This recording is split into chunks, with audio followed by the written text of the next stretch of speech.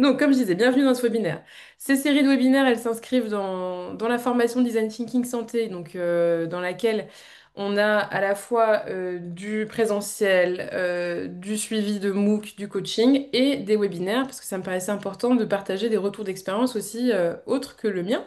Et puis en fait, au fur et à mesure, on s'est dit que ce serait intéressant d'ouvrir ces webinaires aussi à la communauté de l'hôpital, puisque finalement, il y a des partages hyper intéressants qui peuvent intéresser beaucoup de monde.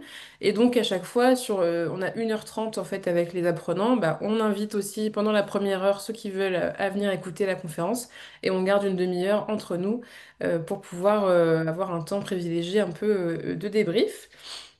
Donc généralement, bah, je prends quelques minutes juste pour représenter un petit peu la formation pour les personnes qui en font pas partie et pour que vous voyez un peu dans quel cadre ça s'inscrit, mais je vais faire ça assez rapidement puisque le but c'est surtout de donner la parole à Christelle. Merci beaucoup Christelle d'avoir pris le temps ce midi pour nous parler un peu de communauté de pratique. Alors moi, ça m'intéressait à deux titres parce que ça m'intéresse de comprendre comment tu l'as construite. Parce que finalement, la démarche qui a amené à ça, bah, elle peut se rapprocher aussi du design thinking, en tout cas, écouter les besoins pour proposer une solution, etc.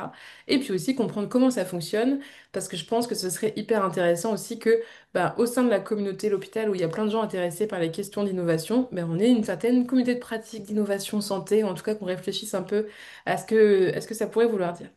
Donc, juste avant de donner la parole à Christelle, je vous explique un tout petit peu qui on est chez l'hôpital si vous ne nous connaissez pas encore. Donc, en fait, on est positionné vraiment sur la question de la transformation du système de santé, en essayant d'identifier des leaders du changement et en décuplant leur pouvoir d'innovation avec des outils, donc du conseil et des formations, des espaces, des écosystèmes dans lesquels on peut se connecter, donc via typiquement des webinaires, des événements, la communauté en ligne. Donc, on a un Slack sur lequel vous êtes probablement déjà membre et on vous renverra les infos si ce n'est pas le cas.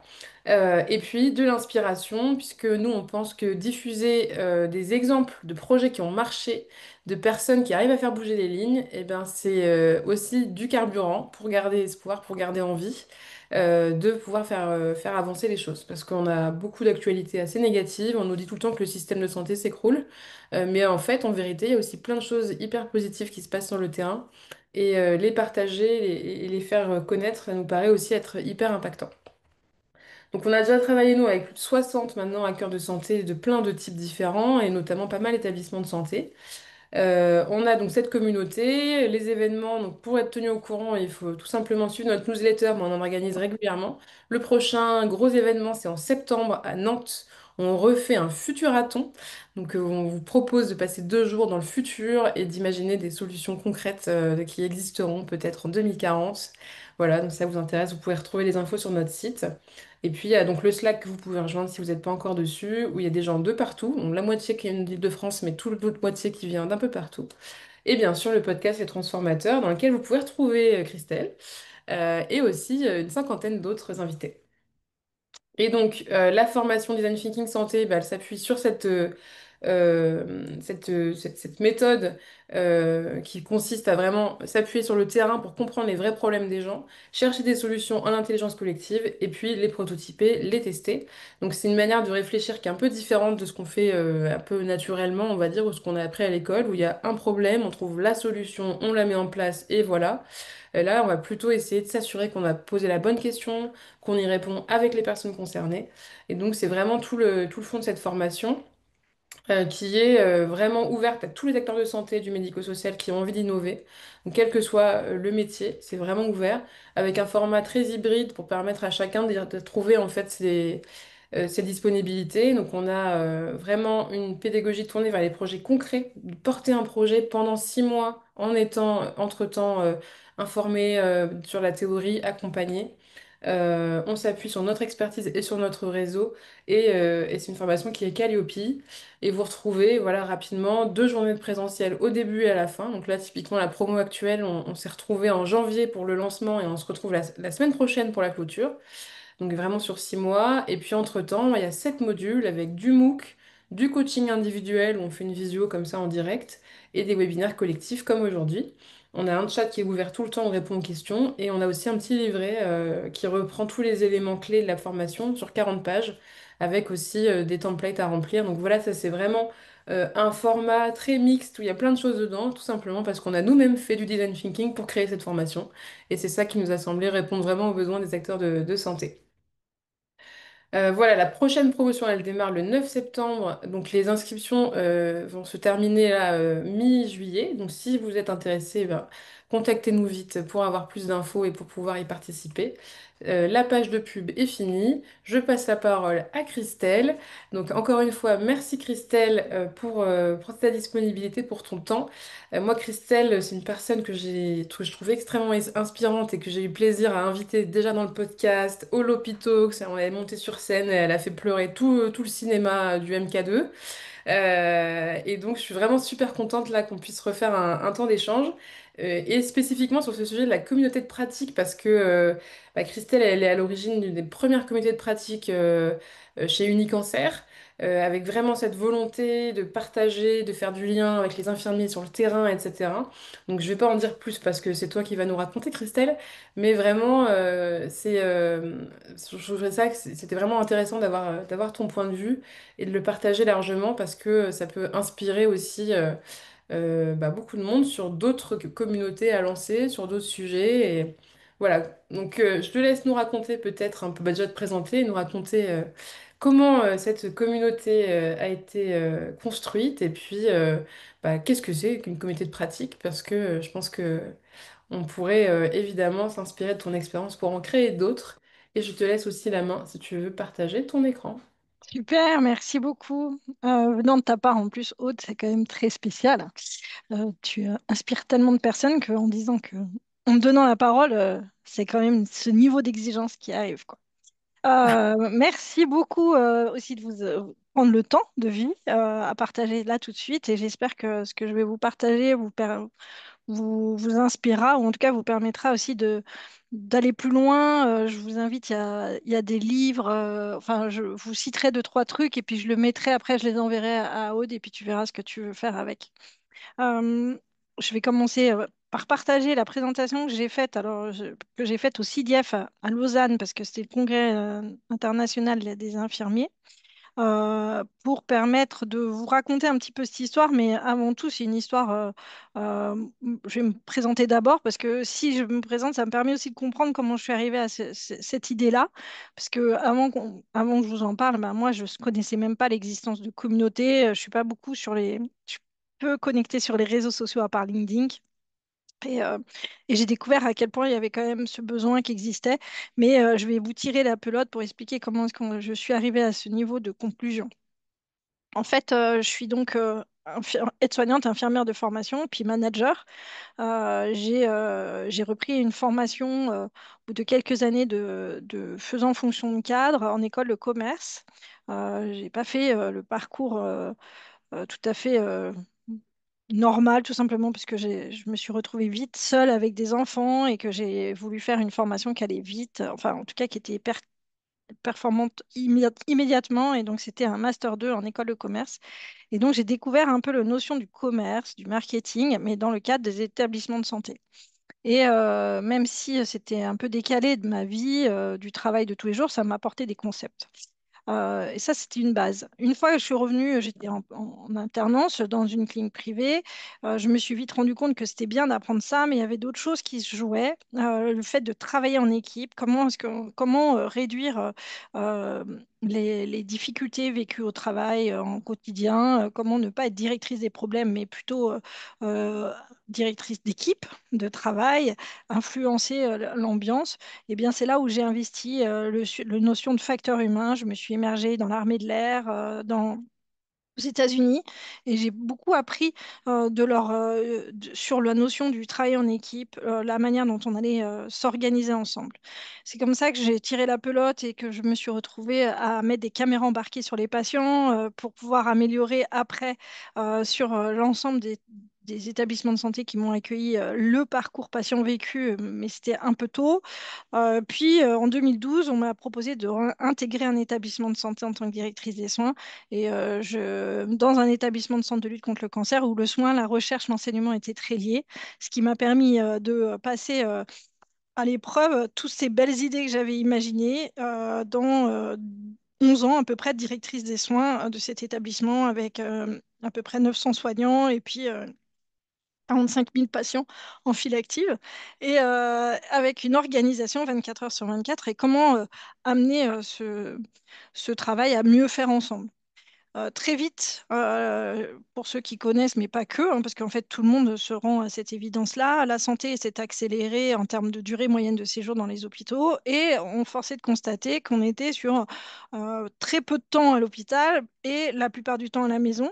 Et la frustration que je commençais à ressentir, qui était de je me casse la tête tous les jours pour faire en sorte qu'on ait de la compétence, des bonnes pratiques, une professionnalisation des professionnels à l'hôpital. Et je devais organiser le retour à l'hôpital en cas de problématique à domicile de manière imprévue. Parce que, et j'entendais tout le temps, ouais, mais les infirmiers en ville, ils savent pas les voies veineuses centrales, la chimio, le truc, la transfu. Et en disant que les soignants de l'hôpital, tout est souvent soumis à des pressions intempestives d'activités supplémentaires non prévues du fait de ce retour de patients à l'hôpital, étant donné que la ville, en tout cas le maintien à domicile, ne pouvait plus se faire par manque de connaissances. Euh, Puis, arrivée la période où on pouvait faire des articles 51, donc c'est des propositions de faire des parcours un peu innovants en intégrant des nouvelles pratiques. Là, j'ai écouté un professeur lors d'un repas manger au self avec lui, comme quoi manger au self, c'est pas si mal que ça. Alors, c'est une invitation à tous les managers et les cadres qui prennent pas le temps de descendre au self des fois, parce que ça prend du temps, parce que quand on descend au self, en fait, on continue à y travailler, mais ça n'empêche qu'on rencontre, les gens nous disent des choses qu'ils ne nous diraient pas en réunion. Et ce médecin s'est vraiment épanché, malheureusement, il avait vécu une situation complexe, il a perdu un patient sur le parcours du patient sous immunothérapie en m'expliquant à quel point il se sentait seul à suivre ses patients sous ce nouveau traitement et qu'il avait besoin de soutien. Et quand on en parlait, je lui dis, mais qu'est-ce qu'on pourrait faire? Et c'est comme ça qu'on a imaginé, sorti du self, autour d'un café, la possibilité de se former, d'abord former les professionnels à l'hôpital, puis former les professionnels en ville, et pourquoi pas imaginer ce traitement d'immunothérapie même à domicile réalisé par les professionnels de ville. Et petit à petit, donc, on a construit ces projets-là. Le sujet, c'est que le projet s'est lancé en plein Covid. On a eu l'autorisation de lancement de cet article 51 avec 350 patients à inclure en janvier 2020. Donc, les premiers patients qui devaient être inclus, c'était en juin 2020. On avait 6 mois pour former les professionnels de santé, pour lancer les premières inclusions. Donc, vous imaginez bien qu'en mars 2020, on avait d'autres choses à faire que s'occuper de ça. Mais ce n'est pas pour autant que j'avais envie de lâcher mon projet. Donc, j'ai découvert, comme vous tous, la puissance des Zooms et des Teams que je maîtrisais absolument pas à l'époque. Et c'est là où j'ai proposé, malgré tout, parce que le lancement se faisant, un premier Teams. Non, je crois que c'était les Zooms à l'époque, ouais, déjà. Et j'ai eu plus de 550 inscrits. Et là, j'ai découvert la connexion avec du professionnel de ville qui, en fait, m'ont posé beaucoup de questions, pas que autour de l'immunothérapie, mais autour du Covid, le cancer, la prise en charge, comment on fait. Et en fait, c'est enchaîné un webinaire par semaine pendant toute la période du Covid pour pouvoir parler avec les professionnels de ville. Ça m'a amené à aller dans les gymnases, à essayer de travailler avec mes professionnels de l'hôpital, de l'équipe opérationnelle d'hygiène pour montrer comment s'habiller en ville, pour aussi faire des petites vidéos tuto, pour pouvoir faire des... Et donc, d'un seul coup, on s'est organisé non seulement à l'hôpital sur autour du Covid, mais aussi la ville. Et on a eu la richesse de découvrir à quel point les patients pouvaient être mieux suivis à domicile et à quel point les soignants libéraux ont été vraiment les poumons de nos organisations, en tout cas. Au niveau du centre de lutte contre le cancer, c'était vraiment mieux pour nos patients de rester à la maison et éviter ces contagions. Donc arrive ce moment de découverte de ces outils et c'est là où on s'est lancé dans un questionnaire de ce fait parce que je me suis dit, il y a quelque chose à faire, mais j'aimerais comprendre où est le sujet. Ok, le Covid, c'est quelque chose de nouveau. Donc, comme c'est nouveau, ils avaient besoin de formation, bah, ils se sont connectés. Maintenant, est-ce que le reste de la cancérologie va continuer à les intéresser?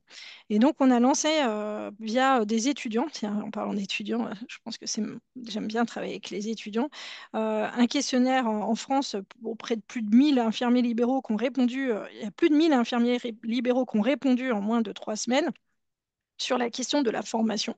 Et c'est comme ça je vais vous montrer le début des résultats, ce qui me permettra de parler.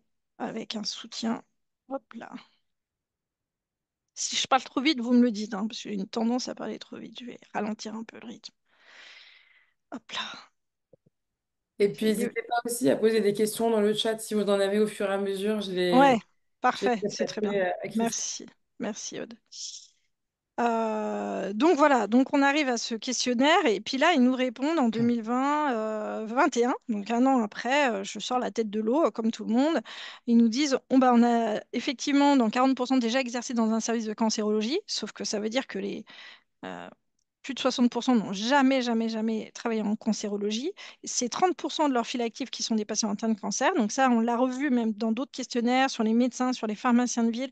C'est la même chose. Donc, à savoir que 30% des prises en charge des patients en ville sont des patients atteints de cancer. 60% des professionnels ont envie de développer cette activité qui est des patients atteints de cancer et 70% expliquent que c'est bien, c'est intéressant, mais c'est une prise en charge plus longue, plus complexe et qui nécessite des connaissances. Et quand on leur demande quelles sont les remarques liées à ces prises en charge, ben, c'est la charge affective et souvent ils nous parlent de sentiment de solitude, de devoir être plus disponible parce qu'ils doivent poser, ils sont face à des patients qui posent beaucoup de questions et qui ne sont pas forcément tout le temps linéaires parce qu'ils ont des situations plus complexes en fonction des traitements et de la complexité organisationnelle.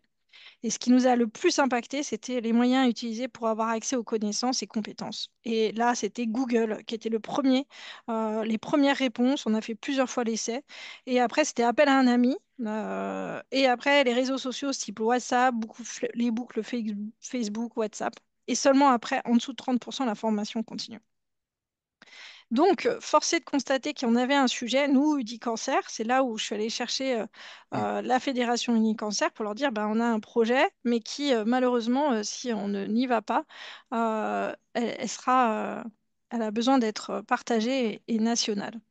Donc, elle a été identifiée par la DG, DGA comme un sujet stratégique, ce qui m'a permis de lancer un comité stratégique et un comité scientifique. Je crois que jusqu'ici, on ne parlait pas de communauté de pratique, hein, on parlait vraiment de comment faire mieux ensemble. On est parti des constats. Et ce travail-là, c'est réparti. Je suis forcément dans les analyses, on n'a pas fait que des questionnaires, on allait chercher les parties prenantes et on allait chercher les, les, les responsables du métier infirmier, donc l'ordre, mais aussi le Conseil national de la profession et puis des associations de patients. Quand on a fait ce travail-là autour de 4 groupes, bon, on a travaillé sur l'analyse du besoin, comment faire mieux ensemble, quels sont les outils de formation et comment faire. Et c'est là où on a commencer à parler de reconnaissance, connaissance des uns des autres, partage d'outils, veille. On a reconnu qu'il y avait plus de 40 sites qui publiaient en permanence, des sociétés savantes qui publiaient des bonnes pratiques, que c'était impossible si on voulait se tenir à jour rien qu'en lisant les bonnes pratiques, que les réseaux de cancérologie par région publiaient des choses, que les Omidit aussi, qu'on avait une diversité d'outils et que la nécessité et c'est comme ça qu'est née la notion de communauté de pratique. C'est comme ça on a utilisé ce terme-là. Et on allait plus loin, on allait se former. Ou en tout cas, on a eu la chance de se connecter à des personnes qui ont beaucoup écrit dessus. Je vous recommande le livre La puissance des communautés de Noémie Kempf, qui est un tout petit livre mais très efficace, qui raconte à quel point aujourd'hui dans notre société, le mot-clé de si on veut faire communauté, c'est parce qu'on partage un objectif commun, on a une envie et on a besoin des uns des autres pour y arriver. Euh, donc, je vais vous montrer ce que tout créateur de communauté utilise d'abord quand il veut se lancer, parce qu'il a du mal à expliquer ce que c'est une communauté. Et vous allez voir dans cette vidéo. Alors, attends, je vais sortir de là et je vais essayer de faire partager une vidéo. Je suis pas sûre que ça matche, c'est pour ça.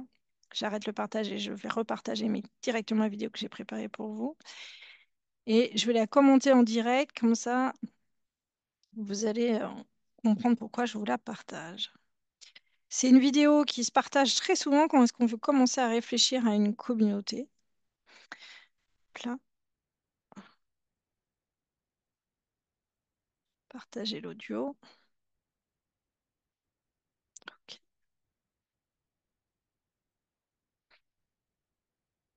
Donc, c'est lors d'un festival. Vous le voyez, là, vous voyez l'image avec l'herbe, le monsieur qui a les bras en l'air, etc. C'est bon. Et donc, lors d'un festival, on va avoir une première situation. Alors, je vais descendre le son un peu. Le son ne sert pas vraiment. Ouais, tu es obligé de le couper. Voilà, j'ai enlevé le son, ça ne sera pas grand-chose. Vous avez compris que c'est de la musique, il y a juste de la musique, il n'y a pas grand-chose. Et ce gars commence à danser un peu de manière loufoque, bon, sans vraiment avoir une technique bien à part. Et puis, il y a quelqu'un d'autre qui le rejoint, qui fait aussi à peu près n'importe quoi, mais qui essaye de danser avec lui et qui se connecte, il le touche physiquement, et puis il va regarder autour, mais ils sont dans leur univers. Et le premier continue à faire son truc. Et, bon, bah, ils vivent leur vie, quoi. On les sent bien contents d'un côté à l'autre. Et ils vont rester comme ça. Là, on est à 45 secondes. Tout le monde les regarde un peu en mode, mais qu'est-ce que c'est que ces deux loufoques? Mais bon, c'est pas grave. Il y a un peu de mimétisme. Ça ressemble à quelque chose. Et puis, il y a un troisième qui arrive qui dit, ah, bah, c'est pas mal. Vas-y, j'y mets aussi, sans savoir trop quoi faire. Il n'y a pas de technique. Apparemment, on peut faire ce qu'on veut. Et puis un troisième qui arrive, qui danse avec, ça se rapproche. Il y en a une qui dit, ah bah c'est sympa, mais bon, je vais m'asseoir à côté, je vais quand même regarder, on ne sait jamais si ça peut bouger. Puis 3, 4, 5. Et ça commence à faire du monde. Le gars qui a commencé, il est un peu isolé, il est toujours là, mais ça y est, il commence à danser avec le groupe. Et puis ça va finir par une foule entière qui va finir par se lever de partout, courir, parce que pour finir, c'est quand même pas si mal de se lâcher. Et ça va être tout l'ensemble du stade qui va finir par danser, et ça avec 3000 personnes. Donc, c'est juste pour montrer la puissance de... Voilà, chacun à sa place, plus personne n'a besoin de se réunir, il y en a qui continuent à courir, mais déjà à sa place, c'est possible. Et tout le monde utilise sa petite technique à soi et avance. Voilà, ça c'était la vidéo. Pourquoi ils utilisent ça comme souvent, c'est que, et ça m'a vraiment parlé à l'époque. Est-ce que c'est bon? Vous revoyez mes slides ou pas? Pas encore. Je pense qu'il faut que Ok. tu repartages peut-être. Ouais, je vais repartir de mes slides. Hop là. Et merci pour cette vidéo qui est très parlante justement sur cette notion un peu de d'early adopter. Comment est-ce que de quelques personnes convaincues finalement ça embarque tout un Oui, collectif. C'est très parlant. ça m'a beaucoup parlé parce que vraiment, quand je l'ai vu, moi qui me lance souvent dans des projets peu engageants, à chaque fois, je me dis, mais comment je vais faire? Est-ce que j'ai de l'énergie pour le faire? Et combien de temps il faut que je tienne? Donc, ça m'a vraiment parlé sur le fait que j'ai pas besoin d'être parfaite aussi. Je commence une dynamique, je bouge, je montre peut-être quelque chose qui me fait sens pour moi, mais qui va peut-être prendre du temps pour faire sens pour tout le monde. Et c'est OK, le ridicule ne touche. Tant que je suis dans mon truc et en plus je prends du plaisir à le faire, ça veut dire que ça peut être sauf si un jour je deviens dangereuse, etc. Mais on voyait bien qu'il faisait de mal à personne, qu'il était en train de gesticuler dans tous les sens. Bon, c'est un peu quelqu'un de curieux, mais qui finit par le faire. Donc, qu'est-ce qu'une communauté? Eh ben, je vous donne rapidement la définition qui était celle de la nôtre, hein, celle de communauté de pratique en cancérologie. C'est un groupe de personnes unies autour d'un objectif commun, qui participent à un objet commun et qui agissent collectivement pour un but. Donc, nous, on l'a défini comme ça, c'est un groupe de personnes, groupe de personnes unies autour de l'objectif qui est la lutte contre le cancer et qui agissent collectivement pour améliorer l'expérience vécue, non seulement des patients, mais aussi des soignants, parce qu'il y a de la solitude un peu partout. Et que, mine de rien, en sortant du Covid, les soignants dehors étaient épuisés et les soignants dehors étaient aussi. Et que l'idée, c'était de relier non seulement les soignants entre eux, mais aussi les patients, puisque les patients ont fait partie amplement du projet et ils se sont amplement emparés du sujet. Ils ont même eux-mêmes voulu témoigner, expliquer à quel point c'était important pour eux. Ce qui était important de savoir, c'est que, on me l'a dit rapidement, c'est que, il y a un cycle de développement de la communauté. Ça se fait pas comme ça. Il suffit pas de dire je veux créer une communauté. Et donc, en tant qu'initiatrice de communauté, bah, d'abord, j'ai pris beaucoup de temps à tisser des liens entre moi et eux pour qu'on partage un constat et qu'on se mette d'accord, c'est qu'il y a un vrai sujet. et qu'on a, de ce fait, on est pas, j'ai passé beaucoup de temps d'abord dans des entretiens individuels, et c'est ça, cette étape de diagnostic, mais aussi de partage, de retour d'état des lieux, mais comme vous le faites, Aude, dans ta formation. Puis dans la deuxième étape, c'était rassembler les gens pour se rencontrer. Donc ça, c'est la création des groupes de travail, des copiles, se mettre d'accord et inviter d'autres à venir nous rejoindre. Et puis favoriser la connexion, se retirer du centre. Ça, c'est la partie qui était parfois un peu plus difficile parce que je sentais que sans moi, ça ne pouvait pas marcher, alors que c'était pas juste. Mais pendant un temps, il faut accepter qu'on reste au centre parce qu'on porte et on incarne le projet. Et après, une fois qu'on commence, le projet est incarné par d'autres, qu'il y a un relais qui est pris, vous allez sentir de vous-même et même de l'équipe autour qu'ils vont prendre la main et ils vont vouloir partager avec vous les processus de décision, d'organisation. Et petit à petit, vous n'avez même plus besoin d'en faire partie, puisque vous voyez, le bonhomme, il se retire parce que l'équipe est outillée, formée et valorisée. Aujourd'hui, j'en suis à l'étape 3, donc je ne suis pas encore sortie, mais je sens que va venir le moment de professionnaliser la communauté. Alors, pourquoi, et avant de dire comment, c'était pourquoi faire la communauté? Ben, en fait, pour rassembler, on s'était mis d'accord là-dessus, pour rassembler la ville et l'hôpital autour de bonnes pratiques, qu'on partageait, il y avait des outils, une messagerie sécurisée dans certaines régions. Il y avait plein de moyens de se transférer de l'information autour des patients, même si ce n'était pas forcément optimal. Mais par contre, les bonnes pratiques, comment faire face à des situations communes, les trucs et astuces, comment partager les bonnes pratiques et rassembler en un seul endroit comme on peut l'avoir quand on est passionné de lecture, passionné de bouffe, passionné de à peu près tout.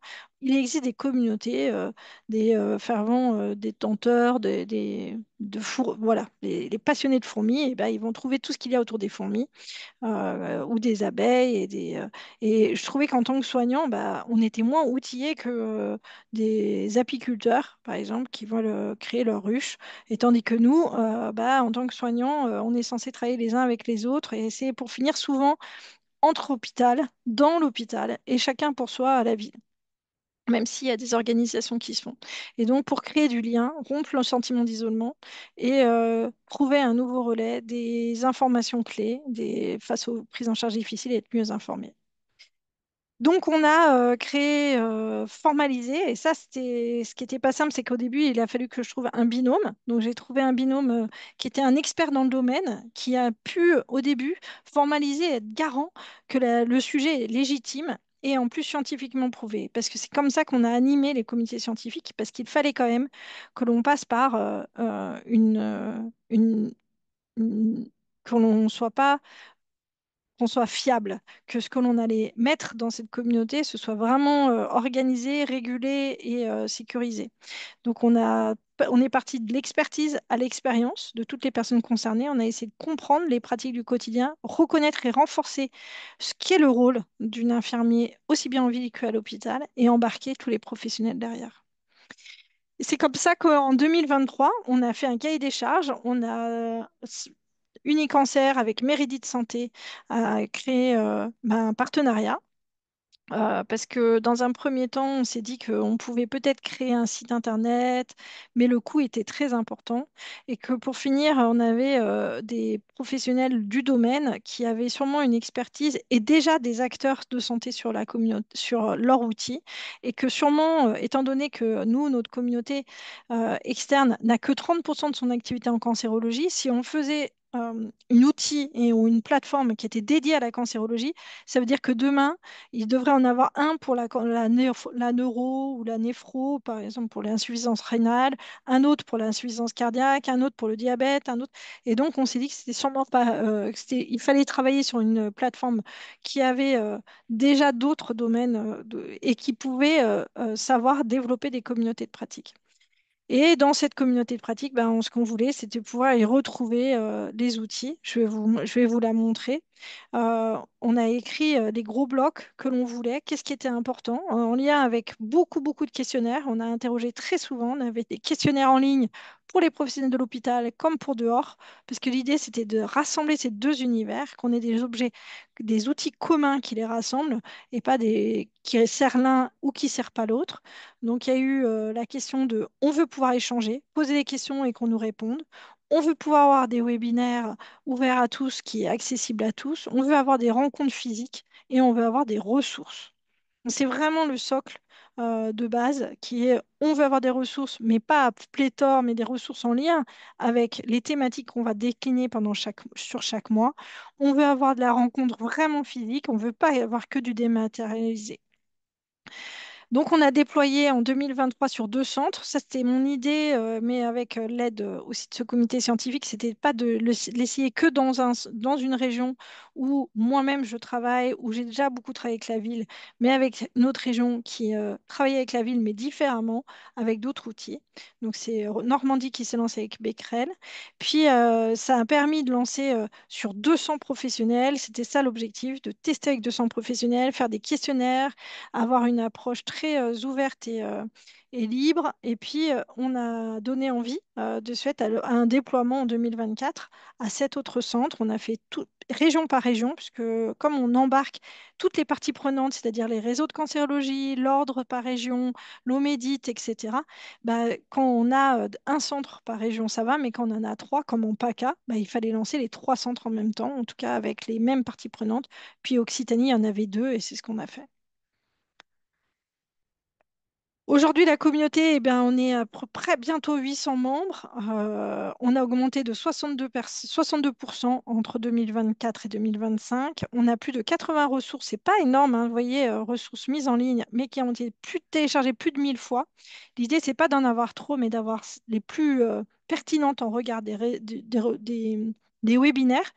Et les webinaires, on en a fait 23 là, depuis le début, un par mois, qui rassemble à peu près 830 inscrits avec plus de 700 replays qui sont très importants, les replays. C'est pour ça aussi que c'est bien de les enregistrer.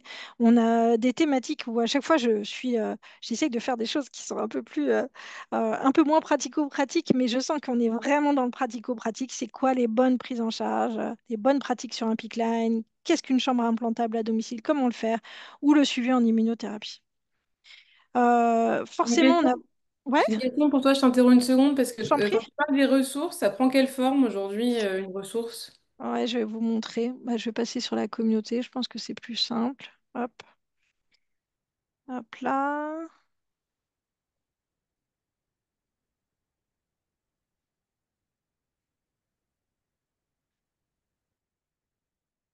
Hop là.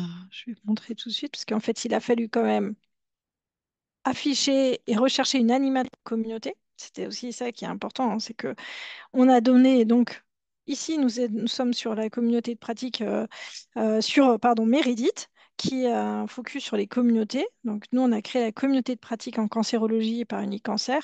Puis après j'y ai mis à peu près d'autres choses. J'ai proposé au directeur des soins des centres, le club des labésés, mais je vous raconterai ça par la suite. Et donc, les ressources, elles sont ici. En fait, toute personne qui travaille, qui est animateur ou qui a des droits administrateurs, peuvent poster des ressources. Alors, ça, tu as plusieurs styles de ressources. Par exemple, là, on avait l'exemple de parcours HAD en immunothérapie avec une checklist. Là, on avait les rapports sur la vie, parce qu'on a parlé de santé sexuelle et vie affective conjugale pendant le cancer ou après le cancer. On a parlé de l'aide à décision de l'orientation d'HAD, des soirées qui peuvent exister, les schémas chronologiques du dispositif d'annonce, puisqu'on a beaucoup parlé d'annonce, les paroles de cliniciens, la présentation sur les mécanismes de défense, parce qu'on a parlé autour des mauvaises nouvelles. Ça, c'était le mois d'avant. En fait, en fonction des mois, on va y mettre des ressources nécessaires. Là, c'était stomisé. Et comment retrouver Stomie, les outils. Donc, ça, c'est les ressources. Ici, on a les événements physiques et virtuels. Donc, les gens peuvent s'inscrire très facilement et tout le monde peut créer ces événements et permettre aussi les replays derrière. Donc, il y a soit les replays, soit tout simplement les événements où les gens peuvent s'inscrire, soit c'est événements physiques ou webinaires. Là, par exemple, c'était le traitement de cancer et bonne santé. Et puis, les gens peuvent se retrouver et lire les replays. Nous, on voit de ce fait avec le tableau de bord ce que les gens, ce qui est utilisé ou pas utilisé. Et surtout sur cette communauté, elle est connectée à ProSanté Connect, ce qui fait que il faut s'inscrire avec son nom, son prénom, son lieu de travail et sa profession. Et puis, en fonction, vous êtes identifié. Vous avez donc de ce fait vous intégrer la communauté. C'est une vraie volonté, hein. Ça peut pas, vous ne pouvez pas y arriver à l'insu de votre plein gré. Donc, c'est vraiment y être. Ça veut dire je m'y engage. Tout l'enjeu, c'est de ne pas avoir des membres fantômes, c'est de les faire vivre, c'est d'aller les chercher d'ailleurs par le biais d'outils, l'outil des posts qui leur permet de réagir. C'est comme ça que on a travaillé sur qui va animer. Donc, on va avoir une animatrice de communauté qu'on va trouver ici. Nelly, c'est une infirmière qui est dans un centre avec qui on lui a donné du temps de disponible pour le faire, qui va animer les webinaires, aller chercher les personnes pour avoir une animation de webinaire, mais qui va aussi animer les posts régulièrement et intégrer rechercher les, les pièces, les ressources les plus pertinentes. Et puis, on va voir les professionnels qui vont rebondir, qui vont poser des questions en fonction des ressources. Donc ça fait vivre la communauté. Et puis, dans chaque région, chaque CLCC, il va y avoir un coordonnateur qui va être là pour coordonner ce qui se passe dans son établissement et le mettre à disposition sur sa région, dans la communauté de pratique et rajouter les informations. Et donc, elle aussi est quelqu'un qui va animer. Donc, dans le groupe, vous voyez, donc il y a l'animateur de communauté, les coordonnateurs qui sont pilotés par un chef projet qui les anime et qui fédère autour des thématiques, des outils qu'on va déployer. Euh, Ça, c'était important parce que dans les recettes, on a bien vu que si on veut une communauté qui fonctionne, on faut une communauté avec une animation et une régulation. Et donc, les infirmiers, par exemple, je vais chercher un infirmier libéral qui s'exprime. Je vais chercher Karine, qui est là depuis le début. On voit ses activités. Elle travaille où? Elle est en cabinet libéral à Villeurbanne. Elle a créé son profil et exprime ce qu'elle fait. Elle n'avait jamais fait de cancérologie avant de commencer avec nous et puis elle s'est sentie petit à petit à même de le faire. Elle a fait des posts elle-même parce que tout le monde peut poster ou répondre à des posts. Je crois que tous mes vœux pour l'année 2024, cette communauté est une communauté de partage. Je vous souhaite bien découvrir. Info de 30 ans, et elle parle d'une patiente qui était importante parce qu'elle a dit, elle voulait partager le podcast de Clémentine Vergniaud, qui est une jeune journaliste, et que j'ai trouvé très sympa qu'elle le partage parce que ça nous a permis de mieux connaître et mieux se connaître parce qu'on a partagé aussi des choses de l'ordre de l'intime avec son partage.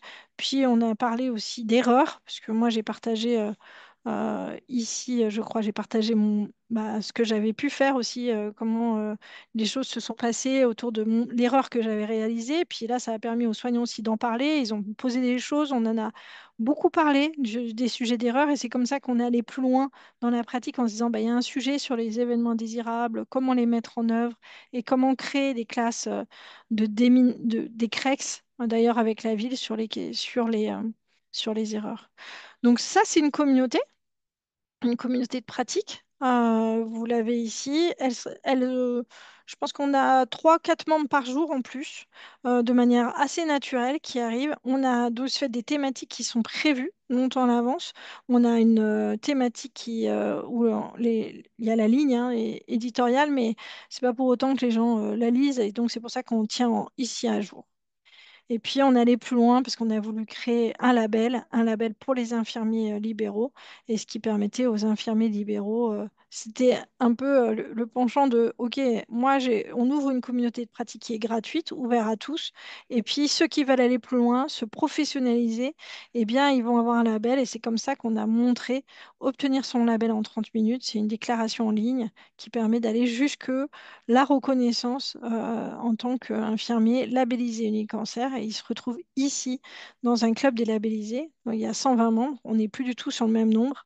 Et là, on a des classes virtuelles, des programmes de formation, des événements plus VIP. Et là, c'est un cocon plus important pour la communauté des labellisés un peu ceux qu'on fait, un peu comme vous, la formation, et qui veulent aller plus loin. Il y a de suite la communauté, elle sensibilise, elle donne envie, elle vient recréer des ponts de confiance.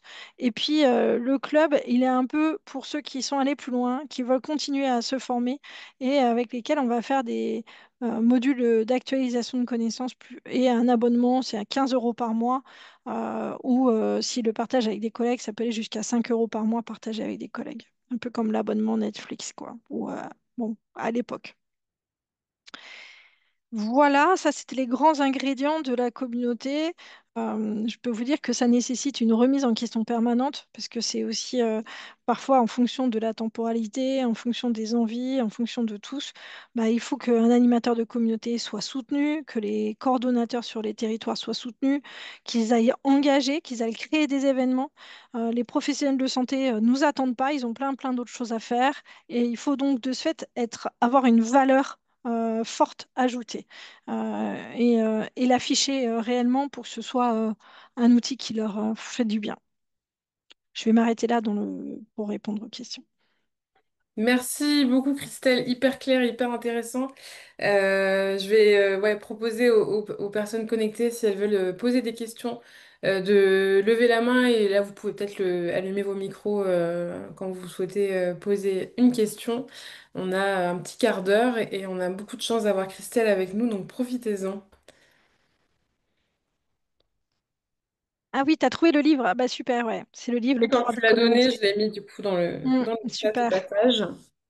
Donc, vraiment, je vous invite. Et puis en plus, il y a aussi une autre société, Make Sense, qui nous a accompagnés à la fin de la première année. On leur a demandé de nous faire un audit. Ça nous a permis aussi de nous recaler. Ils nous ont donné vraiment des axes de clarté parce que c'est difficile quand on crée un bébé, on crée quelque chose, d'enclencher les actions d'audit et de entendre. Mais c'était très important parce que vraiment, pour pouvoir passer à l'étape au-dessus, c'était Make Sense. C'est vraiment une équipe qui accompagne à la création de communautés, aussi bien dans le comment, mais aussi dans l'audit. Et je vous invite à aussi peut-être regarder ce qu'ils font. Et j'ai vraiment, grâce à eux, aussi poussé un peu plus loin le truc. Et pour le coup, moi, j'avais lu un livre d'eux, justement, sur les communautés, qui était très bien. Je vais le retrouver, vous mettre la ref Mm, aussi. mm, J'avais une petite question, Christelle, sur absolument. le fait aussi des CPTS. En fait, vous les avez contactés, vous avez été en lien au moment de la création de la communauté. Ah oui, oui, bien sûr. En fait, tu sais, quand les établissements, on s'amuse souvent à conventionner avec les CPTS. Enfin, on s'amuse. On fait des allers-retours assez administratifs, mais moi, je voulais qu'on ancre des choses très réelles dans la convention qu'on a avec eux. Donc oui, oui, j'ai contacté toutes les CPTS. À chaque fois qu'on arrive sur un territoire, on fait des... D'ailleurs, les CPTS sont souvent à la tête des CPTS, c'est souvent les mêmes qu'on retrouve aux membres élus des URPS ou de l'ordre ou d'autres. On les retrouve, c'est souvent les mêmes qui prennent le lead de ces outils. Puis on a contacté le président de la fédération des CPTS. On l'a présenté le projet d'ailleurs au national puis en régional. Et les CPTS intègrent la dynamique. Je pense qu'ils nous ont regardé un peu bizarrement en disant bah, c'est nous les communautés. Je fais oui, mais vous, vous êtes la communauté des soignants de ville. Il y a la communauté des soignants de l'hôpital. Et l'idée, c'est de faire une communauté transverse sur la notion de cancérologie. Donc, on s'y retrouve. Et d'ailleurs, il y a pas mal de communautés de CPTS en PACA, ceux qui ont un gros programme cancéro, qui partagent avec nous beaucoup de leurs outils de prévention. Donc, ouais, ouais, c'est très, très important. Les CPTS, de ce fait, c'est faire ce lien très pratique. Et d'ailleurs, c'est avec l'inter-CPTS avec lesquels on a construit le projet d'événements désirables. Enfin, c'est eux qui ont construit le projet d'événements désirables 2, et puis qu'on peut se rattacher et faire une présentation là-dessus bientôt. Ok, merci. Je t'en prie, Sylvie. Pascal? Ah, Oui, Pascal Hutin, je suis praticien à Quimper, dans un établissement public. La particularité, c'est que je suis réanimateur et hématologue, entre autres, et ah oui, qu'effectivement, on a connu ces communautés spontanées lors du Covid, auquel j'ai largement contribué des deux côtés. Et effectivement, ces communautés spontanées sous le sceau de webinaires ont été d'une richesse incroyable pour les réanimateurs, pour une mobilisation qui ont permis la prise en charge perfectible très rapidement des patients qui arrivaient pour Covid, sur l'expérience partagée notamment avec la grosse épidémie de l'Est. Mais ma question, elle n'est pas là, mais c'est simplement pour dire qu'effectivement, moi, j'y crois beaucoup. Et je voulais savoir aujourd'hui, est-ce qu'il est envisagé, parce que là, j'ai vu que c'était les CLL, les centres anticancéreux, et moi, j'ai trouvé ça c'est remarquable parce que c'est ce partage d'expérience. Est-ce qu'il est envisagé, par exemple, que des communautés, enfin, que des établissements publics Oui, qui... oui. Bah, la communauté, elle est ouverte à tous. Et en fait, c'est le label qui est Unicancer qui va être un peu plus serré Unicancer. Vous allez, vous savez, de toute manière, on est ouvert à tous. Elle est gratuite, elle est accessible, elle est en ligne, elle est publique. Donc cette communauté, elle est ouverte à tous et elle permet à tous d'apprendre. En fait, la seule chose, c'est que je cherche une manière, et ça, on n'en a pas parlé, mais quand même, aujourd'hui, c'est une communauté qui est soutenue financièrement uniquement par la Unicancer et qui n'a pas de soutien financier ni étatique, ni par des labos, ni par aucun sponsor. Là, on est en train de construire des projets de partenariat qui nous permettra sûrement de financer, parce que l'idée, c'est aussi de comment financer ces communautés pour permettre à chacun de se retrouver, de pouvoir partager. Mais oui, l'hôpital public, forcément, mais en fait, c'est pas l'hôpital public, en fait, c'est vous êtes soignant. Vous avez un numéro RPPS, vous êtes inscrit, vous êtes infirmier, médecin, assistant social, orthophoniste, kiné. Vous participez largement à la lutte contre le cancer. Mais on n'a pas marqué seulement pour les salariés d'Unicancer. On a marqué pour les professionnels. Donc après, c'est le sujet, c'est comment on va, si on arrive à être plus grand, plus fort, avancer. Mais votre question soutient le sujet de comment faire avec les autres fédérations hospitalières. C'est quand même la première fédération hospitalière qui est Unicancer qui se dit faire le lien avec la ville et mettre les moyens pour ouvrir plus les connaissances avec la ville. C'est sûrement c'est pas de la sous-qualité, enfin, c'est trouver le niveau de qualité partagé et éviter les entrées imprévues et de ce fait augmenter notre entrée prévisible et si on augmente notre entrée prévisible, ben, on est forcément meilleur, je pense. Mais bon, voilà, on est encore dans une période où chacun pour soi, et puis la notion de la course à l'activité, et comment est-ce qu'on fait pour se rendre compte que pour finir faire de l'activité, c'est pas forcément la bonne, celle qui est imprévue, plutôt de sécuriser le domicile, comment partager la valeur entre la ville et l'hôpital, c'est plutôt des questions de fond après. Alors, il y a Guillemette qui a une question. Merci Léa pour votre commentaire qui dit que c'était super intéressant. Ah, super, merci Léa. Ah, il y a Guillemette. Bonjour Christelle, bonjour à tous.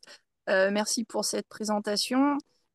Une chance, tu es allé manger au réfectoire et tu as fait une belle rencontre qui a déclenché tout un tas de belles choses. Moi, je me pose la question en ce qui concerne les directeurs d'hôpitaux ou de structures. Est-ce qu'ils sont ouverts à ces communautés? Est-ce qu'ils sont difficiles d'accès?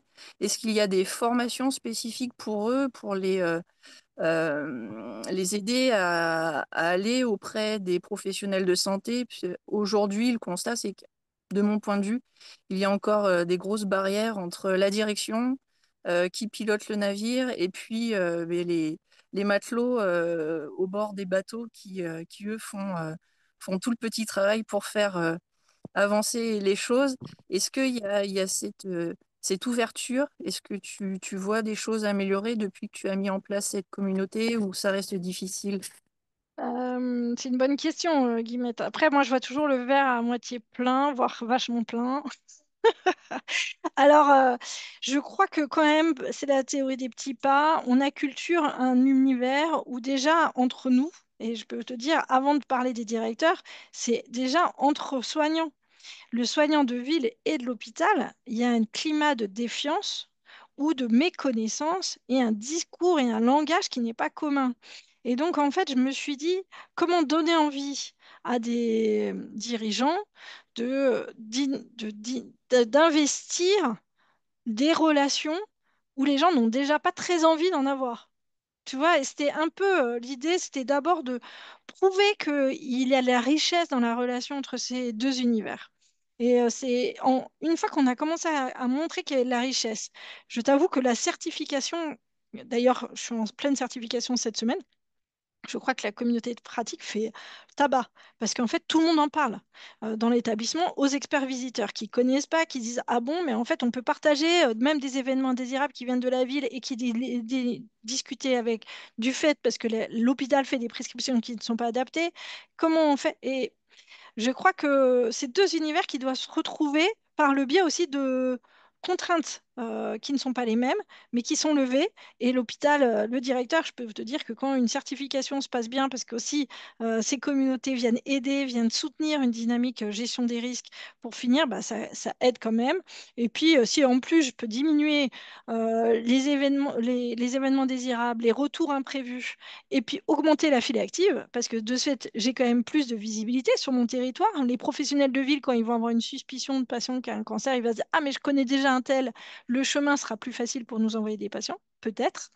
Je crois qu'on aura parlé le langage des directeurs. Et en fait, c'est à partir du moment où on commence, et c'est ça une communauté, chacun danse un peu sa danse.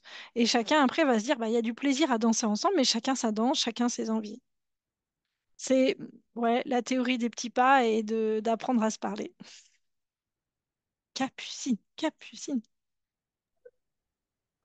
Non, j'avais une question sur sur la feuille de route que vous avez pour cette année ou les prochaines années.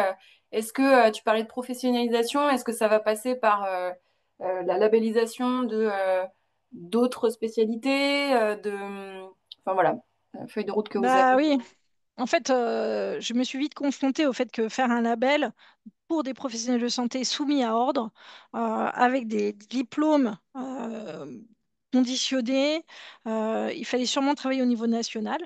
Bah, j'ai la chance de ce fait d'avoir pu de prendre la présidence de la commission professionnelle infirmière pour pouvoir formaliser la certification périodique des professionnels et puis travailler les référentiels qui vont être attendus pour les professionnels soumis à ordre. Ça tombe bien. Le concours fait que bah, moi, je pense à un label qui s'est calé sur les outils de certification.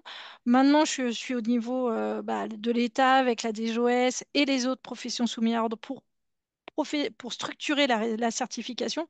Je crois que je parlais de professionnalisation, c'est-à-dire qu'en France, on a aussi besoin d'élever le niveau de la formation continue de nos professionnels de santé, de le cadrer et de l'encadrer et de le contrôler. Comme plein d'autres pays, on est un des derniers pays à ne pas le faire. On ne peut pas avoir un diplôme qui n'est pas soumis à contrôle de formation continue. Il est important de définir, et donc la certification périodique est devenue obligatoire en 2024. Elle va s'appliquer en 2030. On est en train de finaliser ça chez mon travail en parallèle. Donc, en fait, il y a les actions qu'on peut faire sur le preuve du concept en cancérologie, mais aussi c'est ces implications qu'on doit avoir au niveau national pour aller pousser un peu plus loin, professionnaliser, parce que c'est pas un pauvre label qui va faire la différence. Mais par contre, Mm. structurer une certification en France, bah, ça a du sens.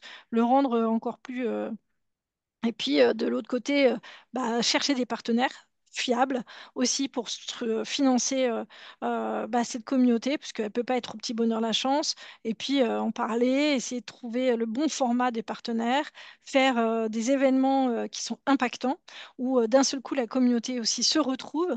On n'a pas encore fait de rencontre de la communauté, mais typiquement, rencontre officielle de la communauté en France. Et je suis sûre que Aude a des très bonnes idées là-dessus. Et elle m'aidera beaucoup à organiser toutes ces choses-là. Donc, je suis sûre que je vais venir la chercher.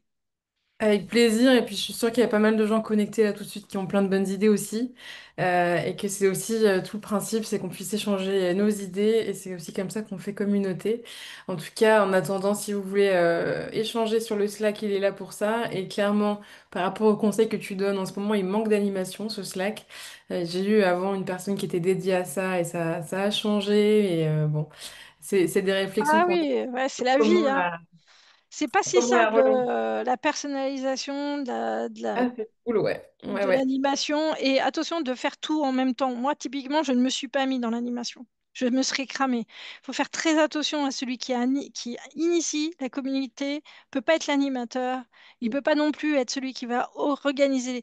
Donc, c'est vraiment écrire mission par mission, puis on a structuré des livrets pour le déploiement, on a professionnalisé les méthodes. Au début, on y était au petit bonheur la chance, puis après, on avance. Voilà, donc cool, cool. Bah, en tout cas, grand merci Christelle. Merci à vous. On va passer à la partie Je réservée aux vous talents, laisse. parce qu'une demi-heure, ça passe vite à chaque fois, Eh mais oui, c'est je pour peux ça, rester aussi 31. encore très longtemps avec toi. Merci vraiment infiniment pour ton temps, pour tous ces apports qui étaient vraiment hyper intéressants. Moi, j'ai appris plein de trucs et j'espère que vous aussi, pour les personnes qui ont suivi le webinaire, je vais vous envoyer des merci dans le chat. Donc j'imagine Ouais, que... merci beaucoup à tout le monde et à très bientôt. Plaisir de travailler encore ensemble. Avec plaisir, à Merci. très vite. Au revoir Au revoir. Christelle. Et au revoir aussi à tous les participants de ce midi. Merci beaucoup d'avoir pris le temps de vous connecter. Au plaisir de poursuivre les échanges, notamment sur le Slack, si vous voulez.